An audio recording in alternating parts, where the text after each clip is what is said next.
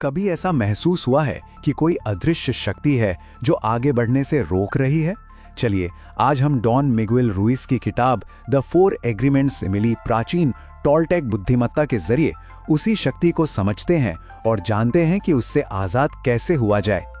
तो आखिर ये अदृश्य जंजीरें हैं क्या?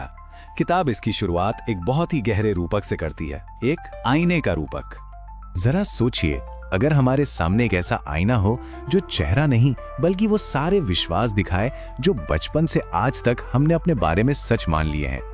ये विश्वास अक्सर एक धीमी आवाज की तरह मन में चलते रहते हैं, जैसे मैं शायद उतना अच्छा नहीं हूं, या फिर ये वाला कि मुझे हमेशा दूसरों को खुश रखना है, चाहे मैं कैसा भी महसूस करूं।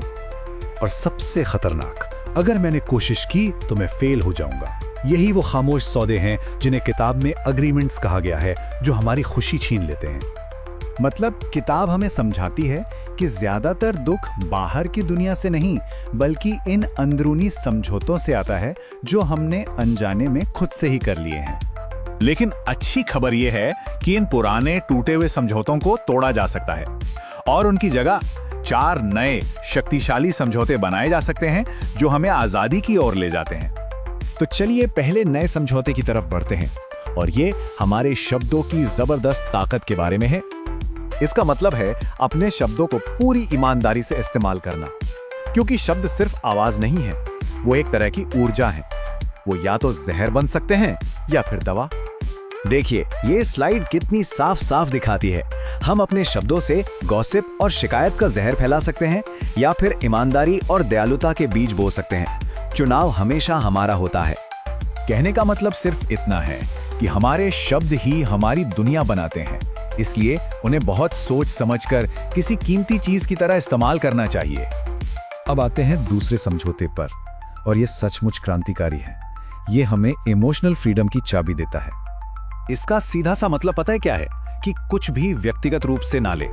जब कोई हमारी आलोचना करता है या हमें ठेस पहुंचाता है, तो वो असल में हमारे बारे में नहीं बल्कि अपनी कहानी, अपने दर्द और अपनी सोच के बारे में बता रहा होता है। सोचे जरा, कितना हल्का महसूस होगा जब किसी और की राय हमारी खुशी तय करना बंद कर दे। ये एक मानसिक कवच की तरह काम करता है। तीसरा समझौता उस एक आदत को निशाना बनाता है जो चुपचाप हमारे रिश्तों और मन की शांति को खा जाती है, और वो है अंदाजे लगाना।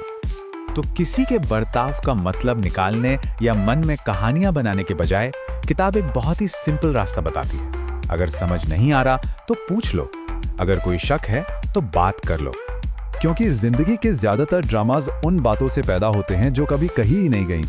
साफ बात दिलों को जोड़ती है और अंदाजे उन्हें तोड़ देते हैं। और अब आते हैं चौथे और आखिरी समझौते पर। यह हमारे परफेक्ट होने के आइडिया को ही पूरी तरह बदल देता है। इसका मतलब है हमेशा अपना सर्वश्रेष्ठ करें, लेकिन यह समझना भी जरूरी है कि हमारा सर्वश्रेष्ठ हर पल बदलता है। जब हम बीमार हैं तो हमारा बेस्ट अलग होगा, और जब हम ऊर्जा से भरे हैं तो अलग। यह समझौता परफेक्शन के दबाव को हटाकर पछतावे से बचाता है।